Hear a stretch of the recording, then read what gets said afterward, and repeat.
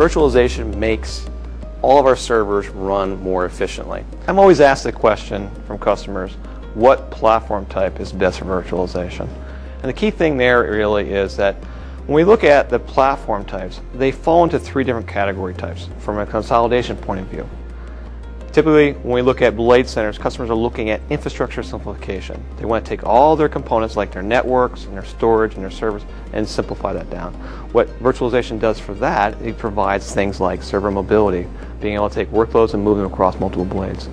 Now we take a look at application serving. Those are typically those customers who are looking at 2-socket machines. They have a couple key applications and they're running one application per server. The key thing there from a virtualization standpoint, it allows them to take multiple applications and run them on one single platform.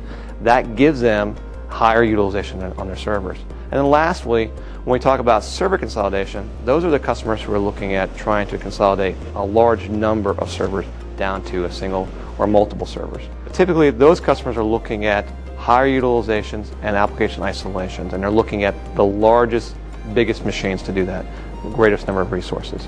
So how IBM differentiates ourselves from our competition is our technology. We develop x86 servers with key technologies such as on blade centers.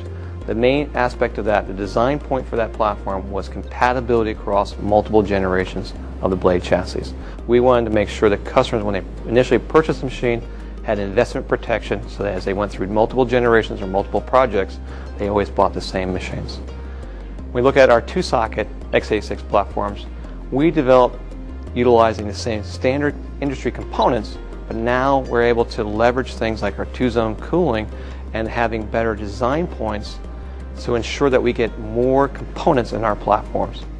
And then on our very high-end machines, our 4-socket all the way up to our 32-socket, we developed our own chipset, allowing us to have mainframe-inspired technologies brought down into the x86 marketplace.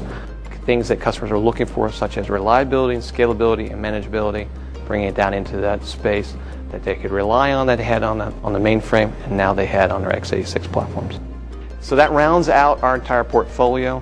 When we start talking about IBM in regards to how we provide things to our customers, there's a heritage. We've been doing virtualization since 1972. We have a competitive advantage to ensure that we are able to do virtualization on our x86 platforms much more efficiently.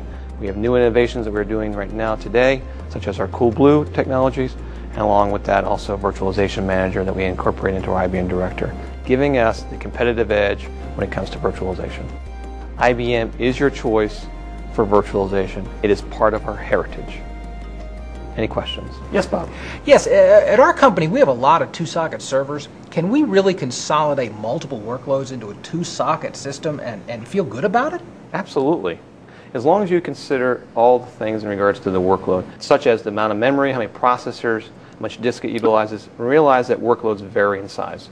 As long as you take in consideration that and size appropriately, you can be very confident to run those and virtualize that on a single 2-socket machine.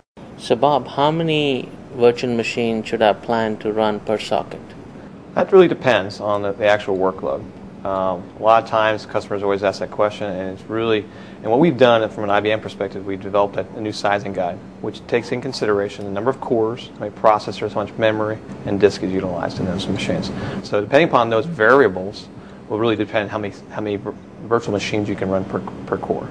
Bob, I understand what you're saying, but why is it better to virtualize on an IBM server? Virtualization is in our heritage. We've been doing it for over 30 years. It gives us insights that our competition does not have. It allows us to do things in our design points, such as our X3 chipset, to ensure that we have the scalability and reliability that is required for virtualization. So from an IBM perspective, we've been doing it longer, and we have the insights and the knowledge to do virtualization. Thank you very much. Any additional questions or concerns, please contact an IBM sales rep, an IBM business partner, or go look for our IBM website. Thanks again. Take care. Have a good day.